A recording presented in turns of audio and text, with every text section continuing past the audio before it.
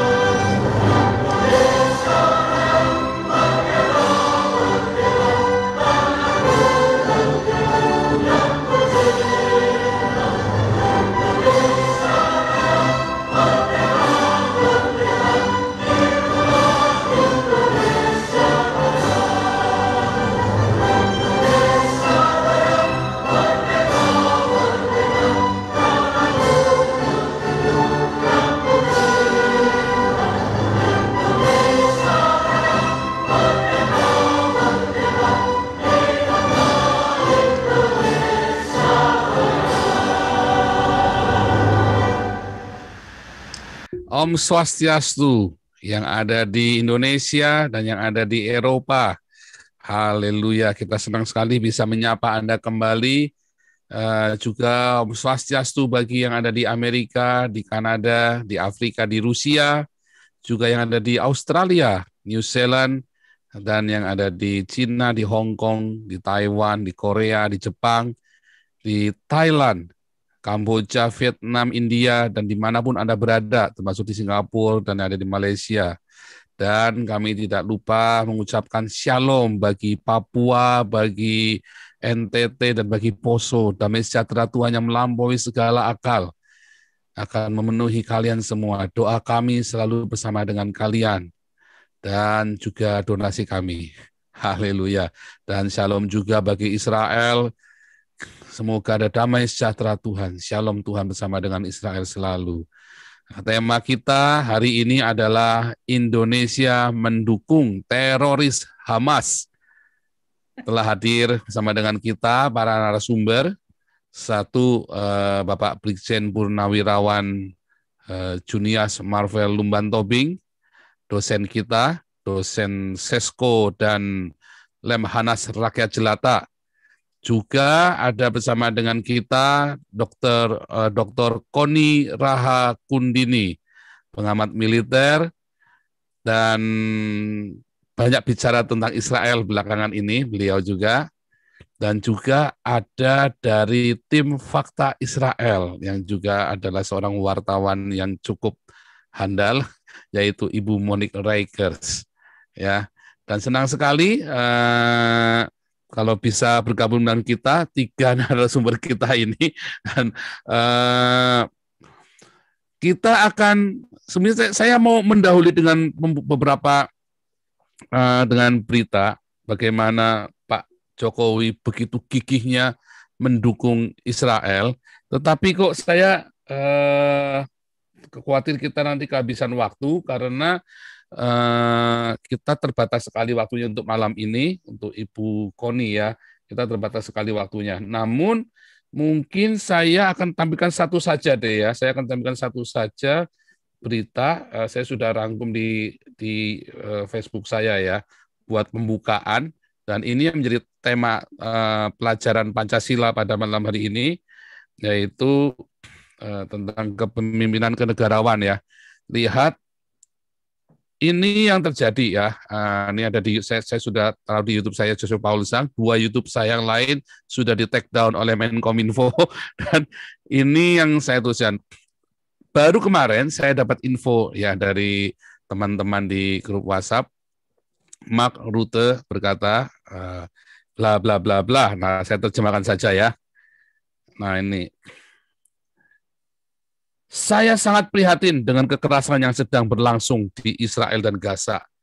Tidak dapat diterima bahwa Hamas menembakkan roket secara acak ke penduduk sipil. Belanda mendukung hak Israel untuk membela diri dalam batas-batas hukum dan proporsionalitas internasional. Terima kasih Pak Alengso buat terjemahannya. Ya, ini yang bilang negara maju ya di Belanda. Nah, ini Presiden Indonesia. Indonesia sangat mengutuk serangan Israel ke Palestina yang berakibat hilangnya ratusan nyawa manusia, termasuk wanita dan anak-anak. Agresi Israel harus dihentikan. Beda banget ya antara negara maju dengan negara berkembang ya. Aduh, saya pengen, udahlah, jangan komentar dulu lah. Ini biar supaya waktunya nggak kelamaan. Oke, Pak Jenderal, kita langsung saja supaya kita, Pak Jenderal, sudah saya nyalakan mikrofonnya, juga Dr. Koni dan Monique Reikers. Silakan. Ya, Bu Koni dulu aja, Bu Koni. Oh, Ibu Koni dulu. Shalom, Ibu Koni. Shalom. Oke, sebentar. Ya, sudah saya mute semuanya. Ya, shalom Ibu Koni. Shalom, Pasang. Iya, luar biasa. Senang sekali bisa hadir ke channel Panas, rombongan para nabi. Ngeri banget. Ya, tapi tema kita malam ini adalah sebetulnya ada sebuah pertanyaan besar ya, mengapa Indonesia ini kok malah mendukung teroris Hamas? Yang sudah jelas kalau di Palestina kan Fatah kan udah nggak ada lagi, Hamas yang menang kan, dan kenapa justru Indonesia malah mendukung? Dan kalau kita lihat sebetulnya semua negara-negara pun sudah tahu apa yang terjadi di Israel, itu bukan rahasia lagi, udah terbuka banget. Dan kalaupun di Eropa ini ada demo-demo anti-Israel, yang melakukan itu orang-orang dari Timur Tengah semua yang demo-demo itu. Kelihatan mukanya itu ya. Kemarin saya capture, terus saya kirim juga itu saya capture yang demo-demo itu orang-orang dari Timur Tengah semua, bukan kalau dari kita sudah ngerti ya, kita di Eropa sudah ngerti apa yang terjadi di sana, dan tanpa kita, walaupun Palestina sendiri yang membiayai dari ini ya, dari Uni Eropa kan, biaya administrasi di sana yang membiayai pemerintah Uni Eropa. Tetapi pada kenyataannya pemerintah Uni Eropa pun mengecam loh tindakan Hamas ini toh. Nah, sebenarnya apa sih yang terjadi? Nah, ini juga ada Ibu Monique Reikers dari Fakta Israel, mungkin juga akan menggali lebih lanjut lagi, karena tadinya cuma mau ikut, jangan dong, ikutan ngomong dong, saya bilang begitu sama Ibu Monique Reikers. Kebetulan ini ada Ibu Koni nih, kita bisa sama-sama gali dan kita sama-sama bisa mendapat pelajaran yang bagus. Ada apa sih Indonesia ini? Kebetulan ini pelajaran Pancasila hari ini, Ibu Koni. Silakan Ibu Koni. Selamat malam Pak Zang, selamat malam semuanya, selamat malam Pak Jenderal. Selamat malam Indonesia dari seluruh dunia nih kayaknya kumpul. Iya, semua kumpul ini. Saya tuh izinkan pertama saya mau komplain dulu nih, judulnya ngeri banget sih Pak Zang. Aduh, nggak semua Indonesia dukung Hamas juga gitu. Ini kayak dari judulnya aja sudah bikin mau pingsan. Tapi saya boleh share nggak slide aja biar saya bicara. Oh ya boleh. Oke. Sebentar Ibu Koni. Dan sebaiknya ini saya matikan video saya supaya nggak terganggu ya. Oke. Iya. Sebetulnya nggak usah dimatikan, bisa. Tetap saya saya jadikan co-host dulu ya. Jangan, aku malah pusing kalau gitu-gitu. Udah deh. Nggak apa-apa, itu mati aja. Supaya bisa share ya. Supaya bisa share screen ya. Oke, bisa. Betul. Ya, aku biar cepat aja. Aku coba share screen. Oke. Sebentar. Nah, aku tuh akan ambil judulnya adalah bagaimana memandang benar akan Israel issue, ya kan? Dan mendamaikan Timur Tengah. Pertanyaannya adalah mungkinkah gitu. Oke. Nah, saya cuma mau memberi sedikit CV tentang saya, bahwa saya kebetulan pernah berkesempatan menjadi Senior Research Fellow di Institute of National Security Studies Tel Aviv. Saya mau begini, saya tuh punya keterbatasan, ilmu saya ataupun pengalaman saya. Sehingga,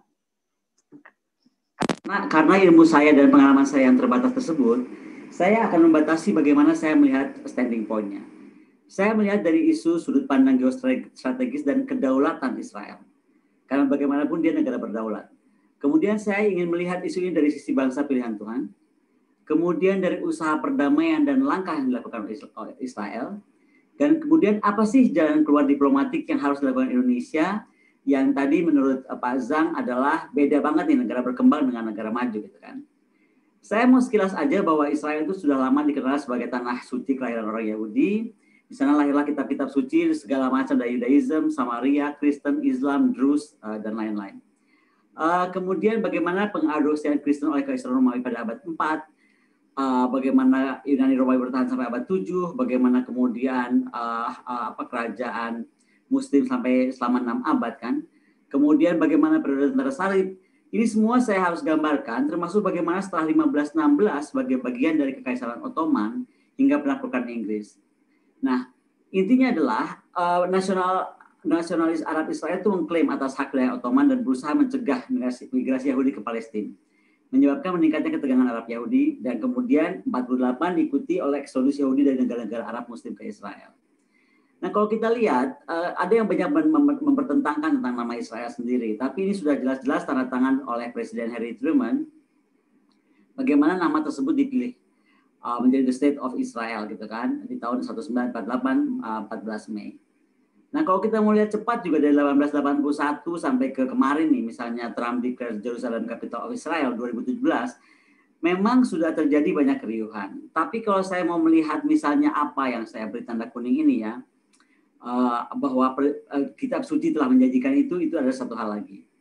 Nah, saya juga mau secara cepat aja bahas bahwa tahun 48 itu perang Arab Israel, kemudian operasi pembalasan yang dilakukan pasukan pertahanan Israel di tahun 50 sampai 60-an, itu kan atas serangan Fedein juga di mana giliran Arab penyusup dari Suriah. Kemudian krisis Suez Oktober, serangan militer ke Mesir oleh Inggris, kemudian perang 6 hari yang sangat terkenal atau Yom Kippur, di mana di dalam inilah sebenarnya menurut saya menjadi kontroversi gitu. Banyak hal yang menganggap bahwa Israel itu mengokupasi. Kalau saya melihatnya lah dia negara baru lahir di serbu negara tetangga, kemudian menang perang, kemudian dia menjadi luas. Ya rasa-rasanya bukan salahnya Israel gitu kan. Kenapa juga dia diperangin? Itu kalau dari pandangan saya.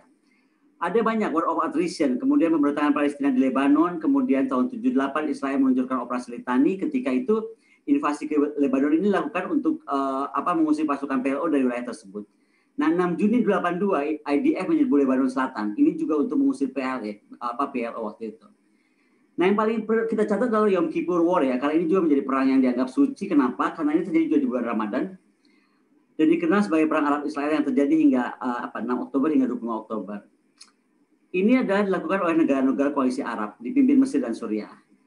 Dan terjadi sebagian besar di Sinai dan Golan, kemudian dengan beberapa pertempuran tentu saja, kemudian akhirnya tujuan awal perang Mesir ini menggunakan militernya merebut pijakan tepi timur Suez, tapi kemudian menurunkan kembalinya Sinai yang tersisa. Dan ini perang yang kemudian sebenarnya dilancarkan secara mendadak terhadap posisi Israel di Yom Kippur, karena itu hari puasa dan doa dalam Judaism. Jadi kalau nggak salah itu bulan Ramadan di tahun itu. Nah, di sini juga Amerika Serikat dan Uni Soviet memulai pasokan besar-besaran sekutu masing-masing. Dan inilah kemudian antara Amerika dan Soviet juga menjadi konfrontasi tersendiri gara-gara hal ini. Nah, inilah terjadi perubahan di tahun pre-67 kemudian post-67 ketika Israel menjadi sukses dalam perang tersebut. Nah, dari 162 ada 160 negara dari 193 negara yang anggota PBB mengakui Israel, 31 yang tidak. Dan implikasi perang Yom Kippur ini adalah yang paling memiliki implikasi paling luas karena kemudian perang ini membuat Israel juga pertama menyadari apapun pencapaian dia, ya kan, tidak ada jaminan Israel itu mampu mendominasi negara Arab, ya kan. Kemudian Mesir menjauh dari Uni Soviet dan akhirnya meninggalkan pengaruh Uni Soviet sepenuhnya. Intinya ini juga membuka jalan bagi proses Camp David. Ini banyak saya nggak akan bacakan satu-satu, tapi konflik Lebanon, Al-Aqsa Intifada, perang Lebanon lagi musim panas, perang Gaza Desember, Operation Pillar of Defense, kemudian Operation Protective Edge di bulan Juli sampai Agustus 2014. Kalau mau dilihat memang rata-rata itu memang selalu Israel itu dimulai diganggu dulu lah oleh kelompok teroris dari sebuah titik yang bagaimanapun buat Israel kedaulatan itu adalah segala-galanya, pasti dia serang balik gitu. Dan kalau kita lihat Moshe Dayan itu dari dulu sudah bilang bahwa doktrin Israel itu yang paling kuat adalah kalau diserang bertindak seperti anjing gila. Jadi kalau diserang satu ya dia akan serang balik karena dia tuh negaranya kecil banget gitu ya. Nah, tapi bicara Israel itu juga kita mesti lihat ada efek Iran gitu loh. Nah, kita kalau bicara efek Iran, kita lihat Trump, Eropa dan UEA gitu ya. Arab Saudi ini kan berusaha mendapatkan dukungan internasional untuk membangun koalisi anti Iran. Nah, kemudian juga bagaimana dari negara Eropa, dari Amerika, dari Prancis dan Inggris gitu.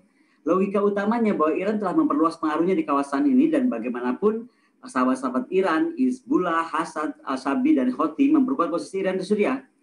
Dan Irak yang nyaman menciptakan struktur politik baru di dunia Arab. Pergeseran ini mengubah perimbangan kekuatan wilayah tersebut dan mengkhawatirkan bagi Arab Saudi dan Israel. Jadi sebenarnya Trump memberikan nafas baru dalam upaya Arab Saudi dan Israel menghadapi Iran.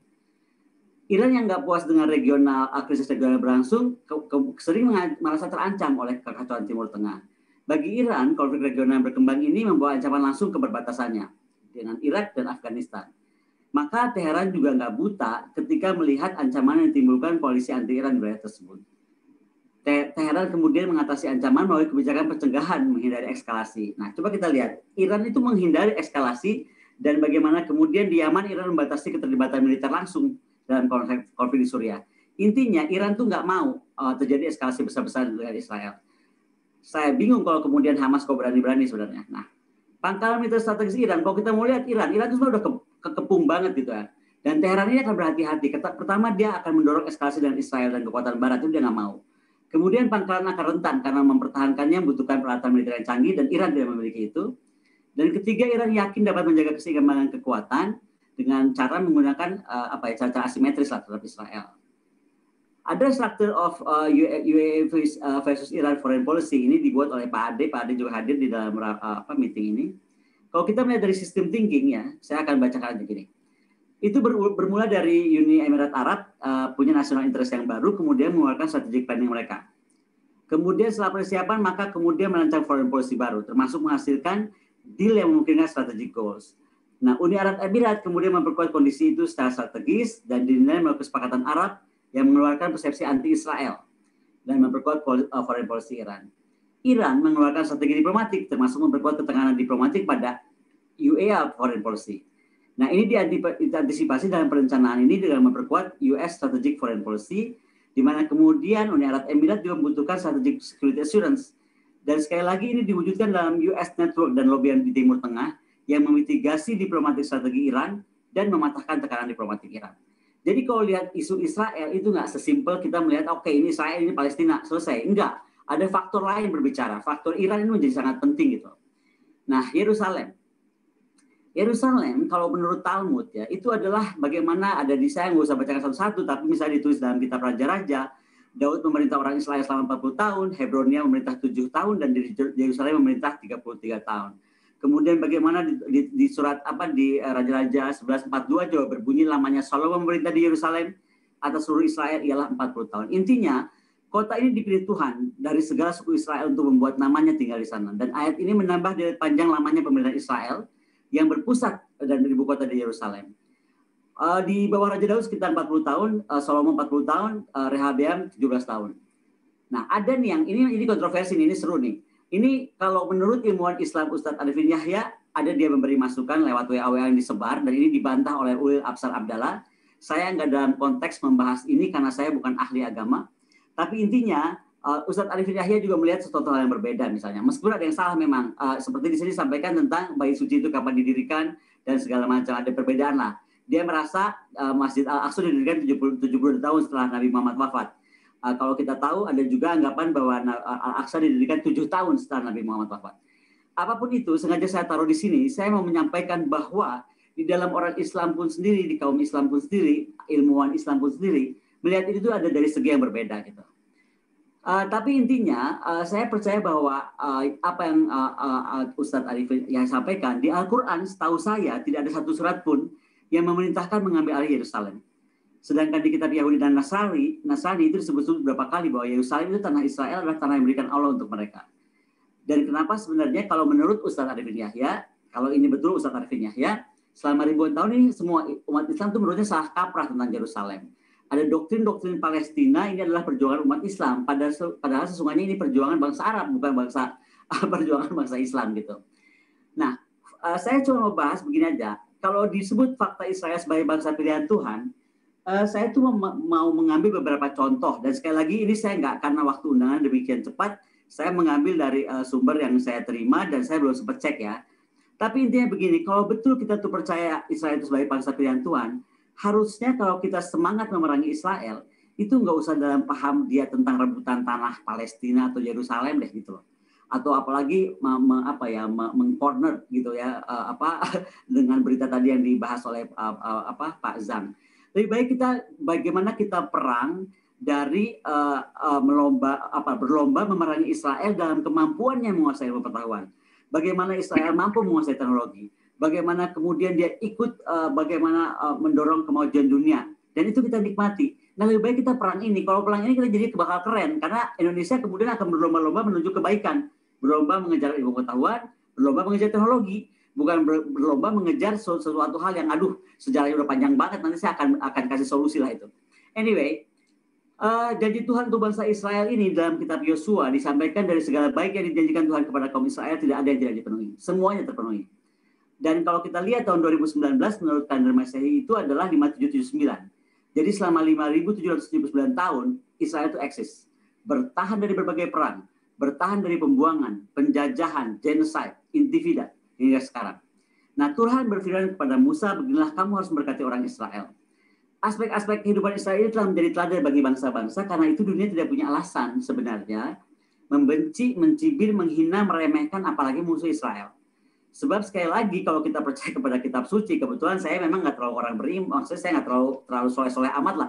Tapi kalau sama kitab suci, saya agak takut gitu. Saya percaya aja gitu bahwa ini adalah bangsa yang dijanjikan dan itu sudah terbukti kok gitu.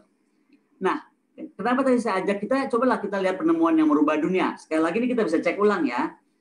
Penemu pesawat, penemu mobil, sepeda, listrik, bola lampu, komputer, Android, Facebook, ya kan, Google, mesin cetak, kemudian jam, radio, ya kan, televisi, itu orang Israel atau paling tidak ada darah Israel. Kemudian ada yang menganggap WiFi, WhatsApp yang kita sering pakai, ke Instagram, Twitter, ya kan, bom atom, penemu ilmu fisika, lampu. Ini kalau betul, nih, sekali lagi saya belum punya waktu untuk ngecek satu-satu ya. Kemudian bagaimana menemukan alternating current, Nikola Tesla, itu ada darah Yahudi. Kemudian bagaimana penemu medis injeksi, penemu vaksin polio, obat kanker, hepatitis C, obat sifilis, aduh udah banyak banget lah. Kalau diurut-urut udah banyak sekali. Jadi mau saya tantang, kalau betul-betul kita ingin memerangi tanda kutip ya Israel, kita perang ilmu aja deh. Udah pasti kita jadi kedorong pinter. Kita perang teknologi aja lah. Udah pasti kita jadi semangat untuk kemudian melahirkan orang-orang yang mampu melakukan riset riset dan kajian apapun terkait teknologi yang hebat gitu. Nah, kembali kepada Israel. Siapa bilang usaha damai dari Israel itu nggak ada? Ada kalau saya bilang. Contoh ya kan, kita lihat aja lah tahap awal rujuk Arab Israel 2017. Itu Juni Raja Arab mengundang Perdana Menteri Israel ke Riyadh. Raja Arab loh yang undang. Juli, Jenderal Saudi menemui Dirjen Kemlu Israel di Yerusalem. September, ini 2017 ya, pertemuan rahasia antara pejabat kerajaan Saudi dan pejabat senior di Tel Aviv. November, rapat informal tertutup pejabat Saudi dan Israel, dan disusul Menteri Komunikasi Israel mengundang Mufti Agung Saudi mengunjungi Israel. Ben Zion, warga Israel, diizinkan memasuki Masjid Nabawi di 2017. Jadi ada rombakan besar sebenarnya di usaha Israel dan Arab itu untuk rujuk gitu. Nah, peran penting Trump adalah bersimpati dengan keinginan kuat Israel untuk memperluas hubungan diplomatik dengan negara Arab. Dan untuk itu dia memanfaatkan sinyal Emirat, di mana kemudian Trump mendukung diplomasi tiga arah menghasilkan Abraham Accord. Nah, dari perspektif Palestina dan pendukungnya, perjanjian ini dianggap itikat buruk di pihak Israel, Uni Emirat, dan Amerika. Karena dianggap, kenapa nih Israel dan Emirat telah menormalisasi hubungan? Saya melihatnya berbeda. Menurut saya betul yang dilakukan Trump, karena dengan itu dia lebih bisa merangkul isu apa sih gitu, bagaimana dia menyelesaikan dengan Palestina. Nah, Abraham Accord juga mencerminkan perubahan besar di mana negara Teluk Arab yang bertentangan dengan Iran tidak lagi menganggap hubungan dengan Israel sebagai hal yang tabu gitu loh, atau terlarang. Dan Israel telah lama menjadi hubungan dengan negara Teluk yang lebih kecil, Bahrain, Oman, Uni Emirat gitu kan. Dan bagaimana juga proses perdamaian ini terhenti setelah terhambatnya hubungan diplomatik formal ditembus oleh kesepakatan ini. Kerjasama keamanan mungkin tidak berubah ya, tapi perjanjian ini merupakan pertanda negara Teluk lainnya segera pasti merumuskan hubungan dengan Israel dan terbukti gitu. Ada pro kontra gitu. Yang pro menganggap inilah langkah mencapai perdamaian Timur Tengah. Dan ini disampaikan jubir Kemlu Bahrain gitu. Saya termasuk orang yang pro terhadap perdamaian Uni Emirat Arab. Karena menurut saya inilah langkah mencapai perdamaian. Gimana kita mau damai kalau kita nggak raih gitu lawan kita. Nah, kemudian menghargai pernyataan bersama tripartit antara Amerika, UEA, dan Israel. Dan ini disampaikan oleh Presiden Mesir Abdel Fattah ya.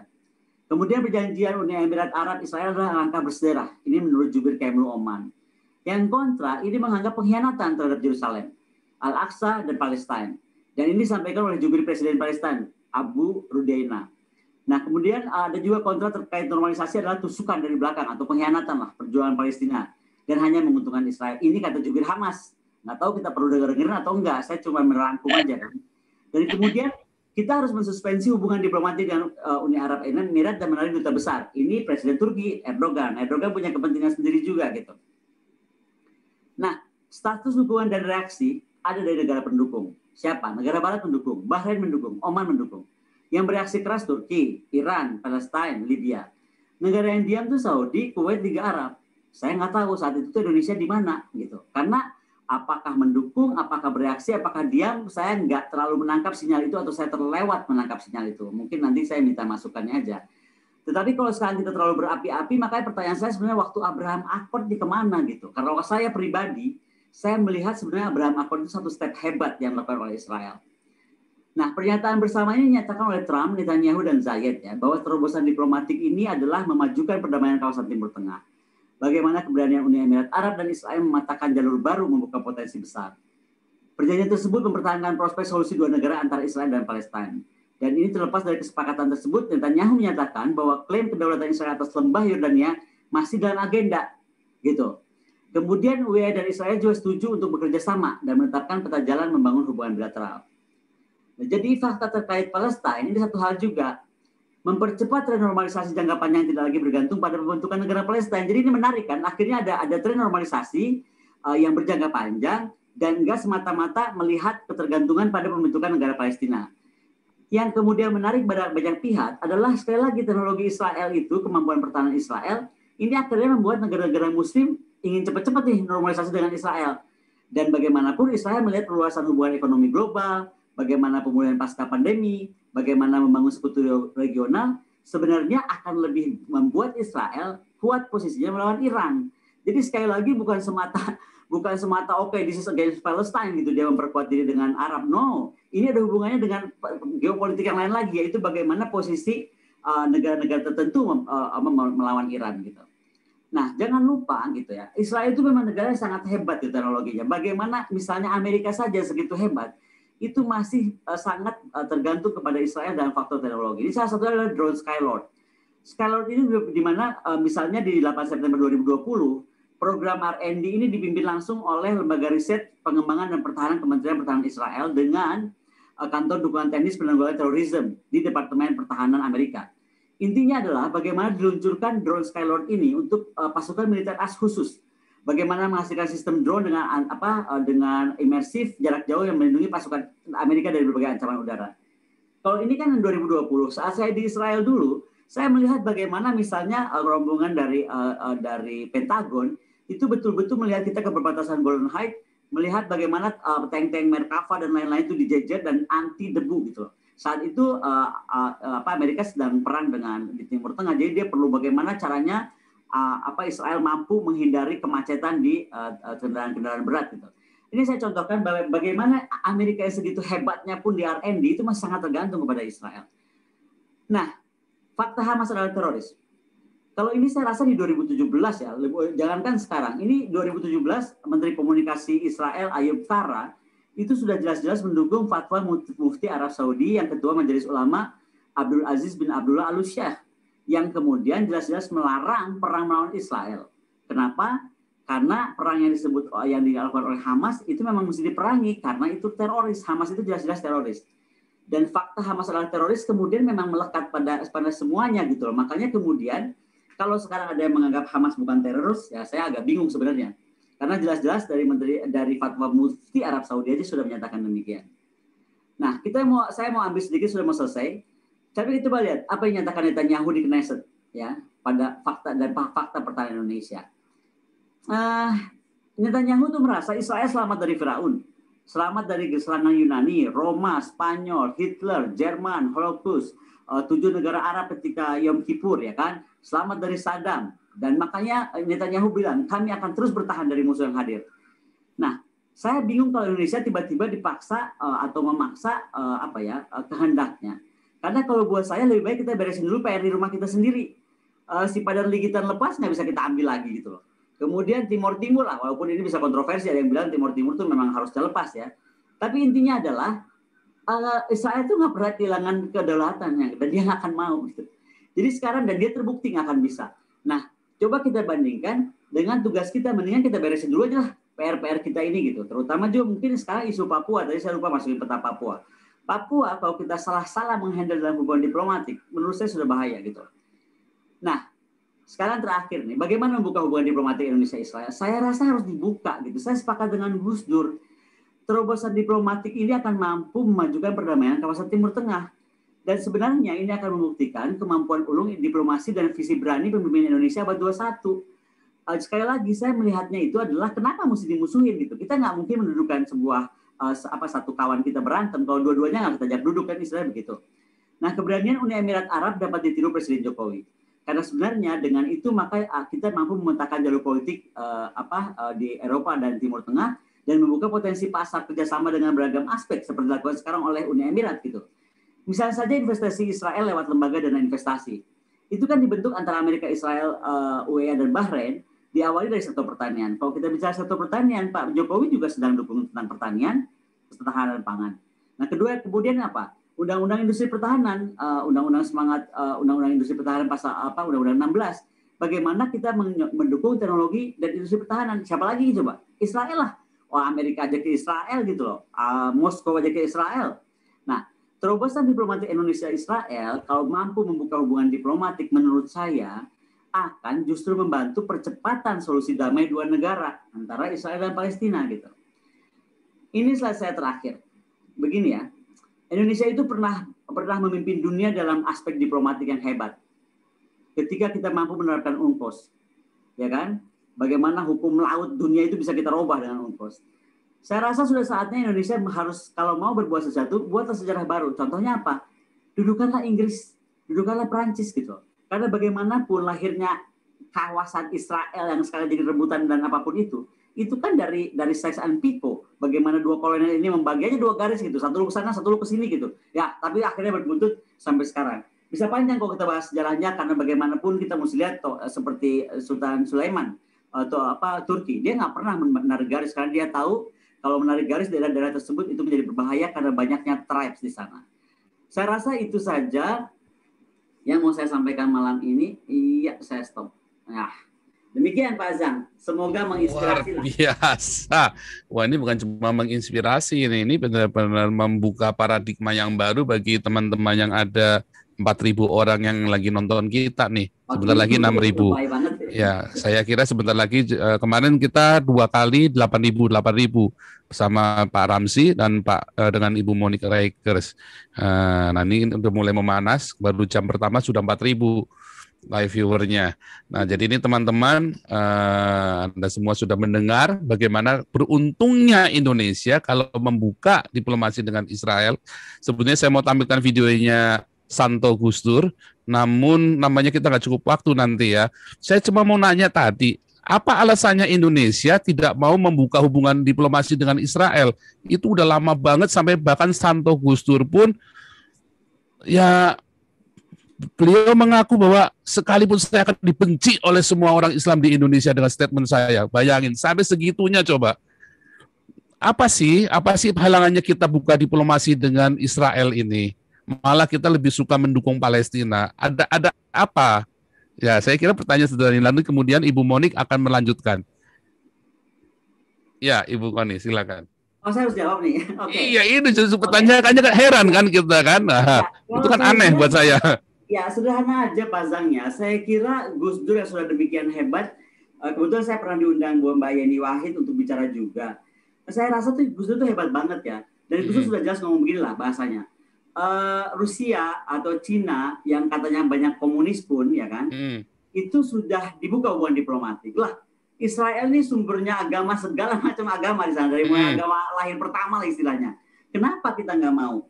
Lah kalau saya pertanyaannya adalah kalau Gus Dur saja tidak mampu, nah gimana caranya nih kita melahirkan Santo Gus Dur tadi kalau pertama Fauzan yang baru yang berani bicara, karena menurut saya ini tuh yang terjadi lah ada blocking communication. Jadi satu hal masih percaya ini urusan agama banget gitu. Nah ini makanya kita mesti harus terus mendorong, menerang jelaskan bahwa isu ini bukan isu agama, terus mampu melawan propaganda yang salah. Itu aja saya kira Pak Zang. Karena Gus Dur saat menjadi presiden, saya rasa kemudian waktu itu tidak banyak pendukungnya. Mungkin saya harap sekarang kita bisa berlahan tapi pasti mendukung ini semua terjadi. Tapi sekali lagi kita dengan memahami juga situasi kebatinan masyarakat Islam Indonesia yang jelas segmentasinya lain-lain. Tadi contoh Ustadz Arifin Yahya misalnya kan menyatakan apa, tapi dibantah oleh oleh Afsar Abdallah kayak gitu-gitu. Nah, saya nggak mau terjebak ke sana karena saya bukan ahli agama Islam. Tapi intinya memang perjalanan kita masih panjang, Pak Zan. Kita masih mesti sabar, tapi bukan berarti nggak bisa. Tapi saya sekali lagi yakin kalau Indonesia berani membuat UNCLOS 82 yang menghebohkan dunia gitu kan, harusnya kita mampu mendudukan juga Inggris dan Prancis paling tidak. Bagaimana sih solusi untuk mendamaikan Israel? Demikian Pak. Nampaknya ada satu titik yang belum clear. Alasannya apa? Apakah cuma sekedar propaganda agama sehingga bahkan Gus Dur saja takut? Apa sedemikian hebatnya? Atau jangan-jangan ini dalam pemikiran saya, mohon maaf kalau salah, jangan-jangan memang ada kepentingan menggunakan isu Palestina ini untuk kekuasaan, atau ada dukungan-dukungan tertentu menggunakan isu Palestina, atau bahkan mungkin Jangan-jangan pelaku-pelaku teror ini dibiayai sama orang Palestina sendiri nih, dananya dikirim sana, kirim sini balik. Atau ada banyak sekali konspirasi teori, walaupun saya tidak suka dengan konspirasi teori, tetapi dengan bahkan Gus Dur saja tidak mampu melakukan pengakuan terhadap Israel, walaupun ia ingin sekali, bahkan sampai kalau lihat di video itu sampai meneteskan air mata ya waktu ngomong itu ya, begitu miris sekali hatinya itu. Nah ini kan ada yang aneh, Ibu Koni. Kalau saya melihatnya beginilah, mungkin kalau hubungan diplomatik pun terlalu ekstrim ya Pak Zang ya. Kalau menduga-duga tadi mungkin saya nggak berani, karena akademisi kan harus data nih. Kalau saya udah baca datanya, ada transfer uang ke sana kemari, saling berkirim teroris misalnya tanda kutip, saya mungkin bisa bicara. Tapi saya belum punya data itu. Tapi yang pasti Pak Zang, kalau memang hubungan diplomatik dianggap berat, ya kan, dianggap terlalu ekstrim, why don't we start it like Taiwan? Taiwan itu sama kita nggak punya hubungan diplomatik, tapi kita punya hubungan dagang, gitu. Betul. Dan kalau kita bicara hubungan dagang, kita akan diuntungkan banyak. Contoh alat pertahanan. Sekarang kan kita mesti beli dari negara kedua atau ketiga, nggak bisa langsung ke Israel. Padahal kita banyak loh pakai, gitu kan. Nah itu kan kita jadinya dirugikan karena kita punya harus negara penghubung. Jadi itu contoh saja bagaimana misalnya kalau tidak mau langsung ke hubungan diplomatik, start dari sesuatu yang bisa. Hubungan dagang seperti yang dilakukan oleh Taiwan. Taiwan ini sekarang udah bertahun-tahun loh Pak Zan. Nggak pernah bilang dia di kantor kedutaan, tapi coba aja main-main ke kantornya, udah lebih kayak kantor kedutaan dan sudah ada di mana-mana juga gitu kantor dagangnya. Saya kira demikian Pak Zang. Oke, jadi memang namanya masih ada satu rahasia besar bagi kita semua. Apa alasannya nggak mau? Saya kira kalau alasan ini kita tidak pernah tahu selama-lamanya. Kayak Pak Jokowi saja. Mengapa tadi saya katakan Indonesia? Karena Pak Jokowi sudah statement. Dan bolak-balik bahkan Jokowi mengutuki Israel bolak-balik lagi bilang, waduh, saya bilang wah ini kurang mainnya kurang jauh nih Pak Jokowi ini nampaknya. Oke, ini mungkin saya boleh tanggapi sedikitnya Pak Zang. Ya. Ini ada yang barusan typing nih, LNC ya. Dia bilang bahwa saat kampanye Pak Jokowi berjanji akan menjadi hubungan dengan Israel kalau Palestina merdeka. Nah, kalau memang itu yang mau diambil pilihan itu, saya cuma mau jawab aja. Tadi kembali ke slide saya.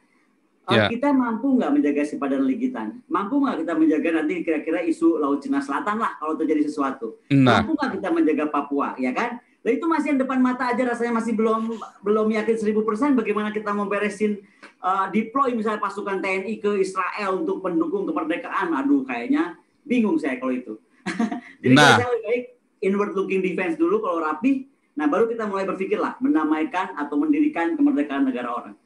Nah, itu sebenarnya saya pengen meneruskan, tapi lebih baik Ibu Monik saja yang meneruskan ini bertanyanya nih. Ibu Monik, silakan.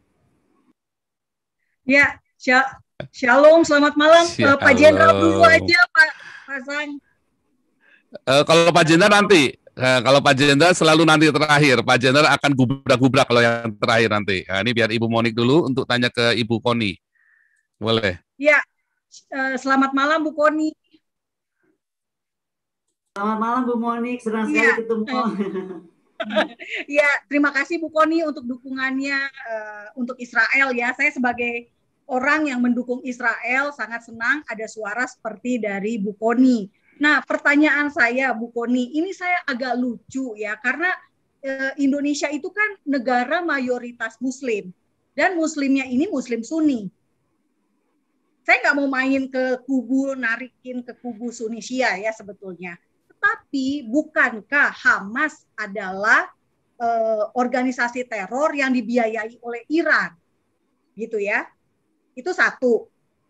Kenapa bisa kita di Indonesia begitu polosnya untuk juga ikut-ikutan pro Hamas, padahal kita tahu backup-annya itu adalah negara Syiah, negara Iran.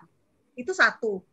Terus yang kedua, yang menarik juga adalah sebetulnya yang diserang oleh Israel adalah serangan balasan kan, Bu Koni tahu ya pastikan rudal Hamas menyasar Israel sehingga Israel akhirnya membalas serangan demi memproteksi warga negaranya. Nah, kenapa bisa Indonesia sangat begitu reaktif padahal pemerintahan Palestina yang resmi adalah Fatah. Lagi-lagi ini Fatah sama Hamas aja kita nggak bisa ngebedain di level pemimpin, gitu ya. Kalau di level bawah, oke lah saya maklum.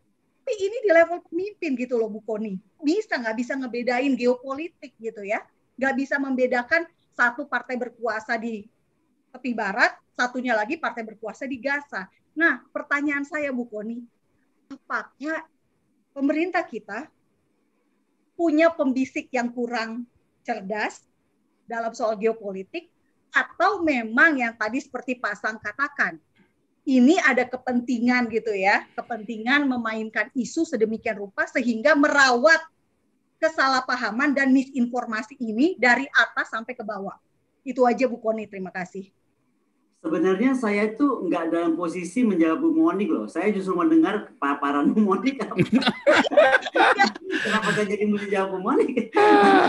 Justru gini Bu Koni. Soalnya gini, bukan maaf juga ya, saya lancang bertanya gini ya, kayak menjebak gitu ya, bertanya. Enggak, soalnya gini, karena memang ini banyak sekali Pak, saya sendiri nggak ngerti gitu ya, kenapa bisa pemerintah kita seperti ini gitu ya. Mungkin Bapak Ibu yang mengikuti acara ini juga kan timbul pertanyaan, kenapa kok bisa ya pemerintah kita kok kayak nggak ngerti bahwa yang berkuasa itu kan fakta gitu. Pemerintah Palestina yang fakta kan gitu. Kenapa yang dibela tuh Hamas gitu, yang jelas-jelas lawan politiknya sih Fatah. Gitu loh. Jadi gini, Bu Monik, kalau saya melihat dari beberapa pertemuan saya membahas tentang Israel, di kita itu benar-benar kita baru ngomong sepotong aja udah langsung wah udah pro Israel gitu. Jadi di kita itu malas baca, malas mengerti, apalagi mau memahami sejarah gitu kan. Jadi itu mungkin juga ada kendala. Yang kedua adalah seringkali ada anggapan Gus Dur aja, tadi juga disitu ditulis Gus Dur aja nggak jadi presiden lagi karena bela Israel. Itu kayaknya somehow di beberapa pemikiran orang tuh kayak melekat. Jadi itu Israel tuh seperti high hanging fruit, mendingan jangan disentuh lah. Kita mainnya yang low hanging fruit aja gitu. Nah, jadi kalau ditanya sama Ibu kenapa membela Hamas, menurut saya daripada kita perdebatkan itu kenapa membela Hamas, harusnya di kita ini ada semacam orang atau siapapun yang berani menerangkan begini fakta tentang Israel. Kebetulan karena saya pernah tinggal di sana, saya tahu betul orang Israel itu orang-orang yang manis-manis loh, orang baik-baik, asli. Tetapi karena dia tuh memang negaranya kecil ya kan, dari lahirnya udah dikebukin terus kiri kanan, maka kemudian dia itu sensitif sekali gitu. Contoh ya, saya saat di sana tuh ada satu IDF troops hilang, perempuan. Itu tiba-tiba alarm bunyi seluruh Tel Aviv gitu. Ada apa nih? Diumumkan ada satu tentara IDF perempuan hilang. Dan Ibu percaya nggak? Sorenya itu ketemu itu tentara. Dia tuh ketiduran, jadi nggak balik ke camp. No, this is kayak joking kan? Di kita tentara kita yang mati di Papua aja, kelas cuma mati berapa gitu loh. Loh di sana Bu, tentara hilang nggak lapor, itu jadi satu alarm negeri kan bisa ribut. Nah, menurut saya ini yang mesti diberi pemahaman bahwa karena Israel itu sangat menghormati itu menjadi demikian penting. Yang kedua, saya pernah berdiskusi dengan salah satu tokoh pers. Dia ngomong gini, lagi ngapain sih Bu Koni katanya, Israel itu membalas dengan rudal, orang dia cuma lemparin roket. Lah, kalau kita pernah tinggal di sana, kita tahu roket dari sebelah itu anak kepala rumah kita gitu. Misalnya saya pernah di Roshanikra kan. Roshanikra itu kan persimpangan dari sana lempar ya kena rumah kita gitu kan. Nah, jadi menurut saya kalau kita dalam perspektif kacamata kita itu seperti Indonesia, memang iya kalau petasan balas lagi sama petasan kan begitu ya Bu ya. Harus ada yang berani membicara bahwa di sana tuh Israel tuh deket banget gitu, kurung gitu. Jadi salah petasannya rumah orang, bayi kita, bayi orang Israel bisa meninggal atau perempuan Israel bisa meninggal. Yang ketiga, saya cuma mau bilang bahwa media juga punya masalah besar gitu. Media luar termasuk. Kenapa sih kalau Palestina langsung diangkat isunya besar-besaran seolah-olah yang berdarah-darah Palestina aja gitu. Israel juga banyak korban kok. Tapi kalau saya melihat Israel itu nggak tipe cengeng, daripada dia berpropaganda dengan drama-drama seperti itu, dia lebih baik memperkuat pertahanannya. Coba kemarin lihat sistem airdrome-nya dia, ini keren banget. Kalau dari faktor kedaulatan, Indonesia harusnya melihat kalau Israel mampu menjaga seperti itu, gimana caranya? Indonesia pun harus mampu gitu. Jadi kalau saya lebih mengarahkannya ke sana, sehingga akhirnya ada pemahaman bahwa kedaulatan di mata kita yang negaranya luas seperti ini gitu kan, saya nggak bisa lihat Ibu mungkin dari timur ke barat saya mesti terbang berapa jam, beda sama Israel yang udah langsung di depan hidung gitu. Jadi petasan sekilas itu bisa dibalas betul-betul dengan dengan sebuah tindakan nyata. Karena sekali lagi kedaulatan buat Israel itu segala-galanya, mengingat lokasinya dan bagaimana sejarah panjangnya. Demikian Bu Monik. Terima kasih Bu Koni. Masuk ke 6.500 viewer. Tolong teman-teman jangan kelewatan di like dan di subscribe. Awas kalau yang nggak nge-like subscribe, gua kirim rudal skut dari Tel Aviv ntar. Oke, silakan Pak Opung JJ untuk melanjutkan tadi. Mana tadi Opung JJ? Mana nih Opung JJ tadi mana? Oke, silakan dinyalakan mikrofonnya. Singkat, pada jelas, begitu kelamaan saya stop ya teman-teman ya kalau tanya ya, supaya semuanya kebagian ya. Kita usahakan minimum ada 5 penanya nih, kita usahakan. Oke, silakan. Jadi kita kumpulin 5 penanya, nanti saya sambil catetin supaya nggak buang waktu ya. Oke, silakan. Shalom Alehim. Shalom, Om Swastiastu, Opung. Rahayu Sagung Dumadi. Sagung Dumadi. Saya mau bertanya itu tadi aturannya sebelum Bu Koni, karena pertanyaan saya itu sudah dijawab sama Bu Koni semua gitu ya. Jadi ini masalah antara kecerdasan intelektualitas dengan kecerdasan moral ini masalahnya. Ternyata status intelektual itu dengan latar belakang akademis belum tentu menentukan tingkat kecerdasan personil atau bangsa gitu ya. Saya hanya mengutip kemarin pernyataan dari seorang guru besar hukum internasional UI, Hikmahanto Juwana ya. Ada beberapa hari yang lalu di media yang menyebutkan tentang halangan Indonesia membuka jalur diplomatik dengan Israel. Itu perspektif beliau mengemukakan ada 3 alasan untuk tidak membuka jalur diplomasi ke Israel. Pertama, dia kaitkan dengan yang dikatakan tulang jenderal tadi gitu ya, bahwa kalimat pembukaan Undang-Undang Dasar itu menuduh Israel itu sebagai sebagai penjajah gitu ya. Sehingga ini yang menutup hubungan diplomatik dengan Israel gitu. Sebenarnya ini kan paradigma yang akan dibangkitkan gitu. Pertanyaan saya itu sebenarnya saya udah dijawab sama Bu Koni tadi. Apakah benar Palestina yang bertikai atau hanya faksi Hamas saja? Lalu di mana faksi Fatah? Di mana Mahmud Abbas gitu? Apakah benar ini perang agama atau hanya perang melawan teroris gitu ya? Jadi kalau mau mengarahkan pemerintah dengan omongannya guru besar ini, apakah benar pilihan mau melakukan provokasi diplomasi seperti ini menjadi paradigma bagi kemerdekaan politik setiap negara kalau akhirnya cuma menutupin kekerasan gitu ya? Terus yang kedua, Hikmahanto itu bilang juga alasannya simpati dan solidaritas Islam Brotherhood gitu ya, atas dasar kemanusiaan, tapi topengnya topeng agama gitu, penderitaan rakyat Palestina. Lah kalau dipikir-pikir kata Bu Koni tadi, bayinya Israel memang nggak ada yang kena lempar-lempar bom itu gitu ya. Nah itu jadi sepertinya gini, sekarang mau diarahkan supaya pertikaian Hamas ini Hamas Israel ini adalah perang agama gitu, padahal ini kan mau membela masyarakatnya mereka sendiri gitu supaya jangan kena bom gitu. Jadi suara ketidakadilan seperti ini suara keadilan apa ini sebenarnya ini? Bahaya loh, ini Hamas ini ya kan kita tahu teroris gitu. Ini bahaya bagi negara ini sedang digiring loh untuk membungkam pemenggalan yang berulang-ulang kepala saudara kita di Poso itu gitu ya. Ini suara keadilan macam apa ini? Gaung retorika, kamuflase, lip service, sandiwara, berbunyi kentut kemanusiaan gitu. Besok pun katanya ada aksi solidaritas buruh mau membawa 1 juta toa. Ya, sepertinya mau maksa Jokowi agar melakukan kebijakan diplomasi luar negeri dengan identitas agama. Bukan lagi diplomasi internasional gitu. Yang ketiga, kemarin ada percakapan antara Jokowi katanya dengan Mahmud Abbas.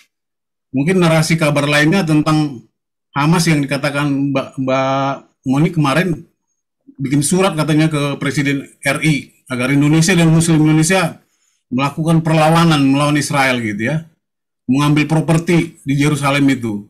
Ini kan pembentukan opini seolah-olah kebijakan hubungan diplomatik kita dengan pembicaraan Jokowi dengan Muhammad Abbas itu berkekuatan hukum tetap gitu ya sebagai keputusan. Langsung to the point ininya Pak Opung supaya ya jadi langsung ke penanyanya.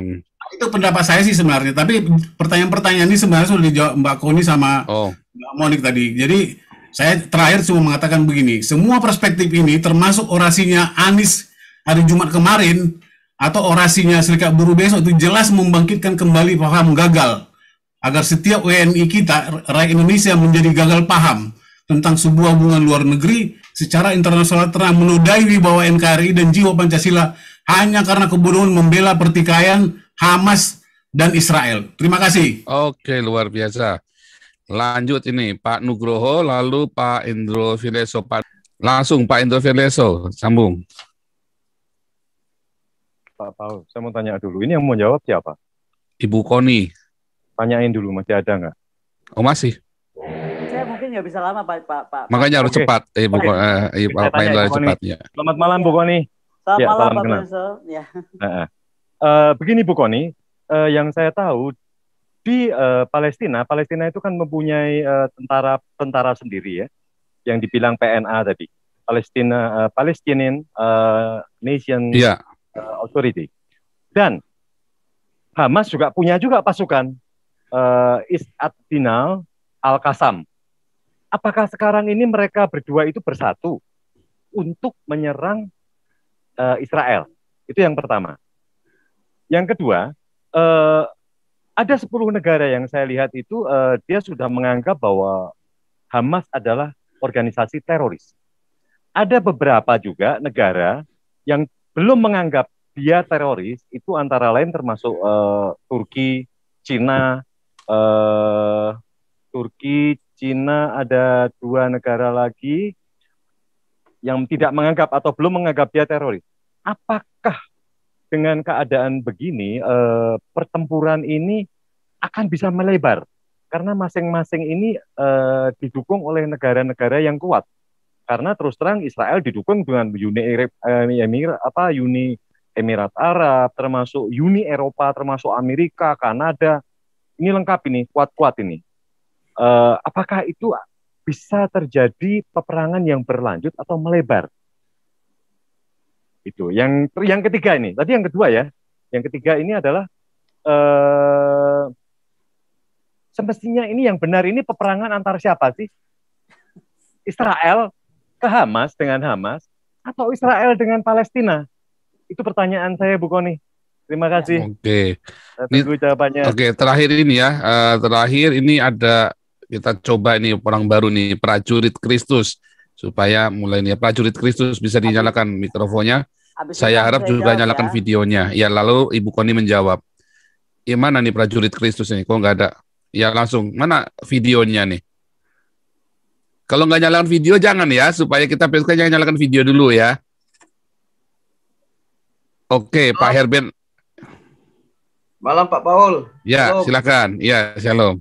Ya, salam, selamat malam Bu Koni. Ya, langsung. Selamat malam. Ya, salam kenal Bu. Salam semua buat kawan-kawan di Ya. Zoom, di live YouTube. Semoga Pak Jokowi CS mendengar nih semua. Bertobatlah semuanya ya. Nah, supaya membuka hubungan dengan Israel. Nah, pertanyaan saya gini Bu Koni. Setiap ada pertemuan, apakah Bu Koni bertemu dengan Pak Jokowi atau diundang untuk membahas hubungan dengan Israel, Bu?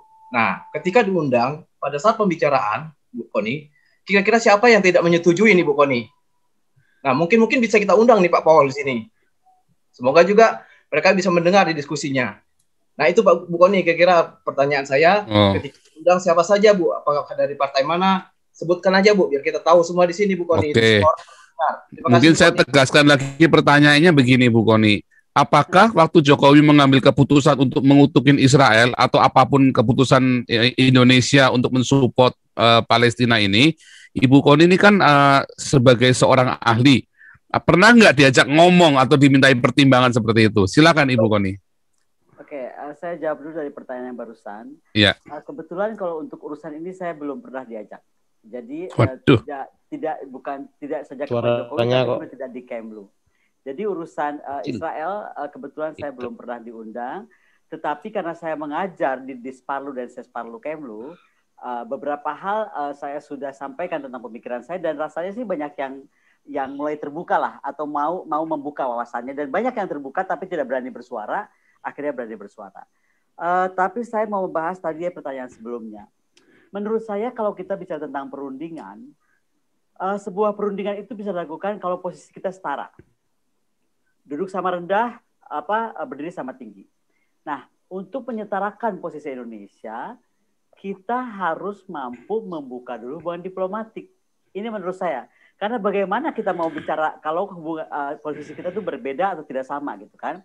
Dan membuka hubungan diplomatik di sini jelas-jelas adalah bagaimana kedubes kita lahir atau ada di Tel Aviv. Dan menurut saya ini ini final word saya ya.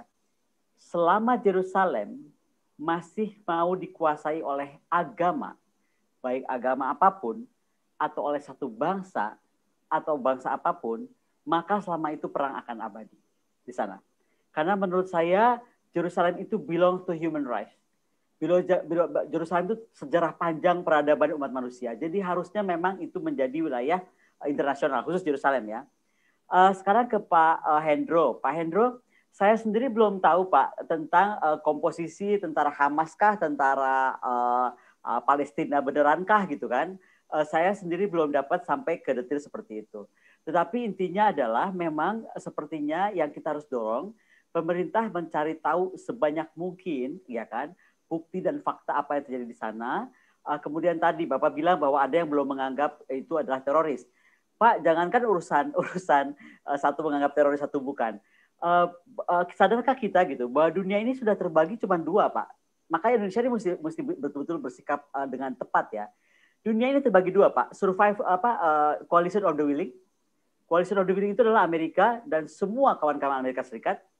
Nah, sisanya, we like it or not, we admit it or not, kita itu coalition of the non-willing. Nah, itu kenapa akhirnya memang perbenturan antara tadi itu menjadi masalah. Mungkin ada satu sisi orang akan menganggap dia harus kepada blok coalition of the willing. Tapi di lain sisi, seperti Cina tadi kan, posisinya kan agak gampang gitu Pak ya menentukan itu.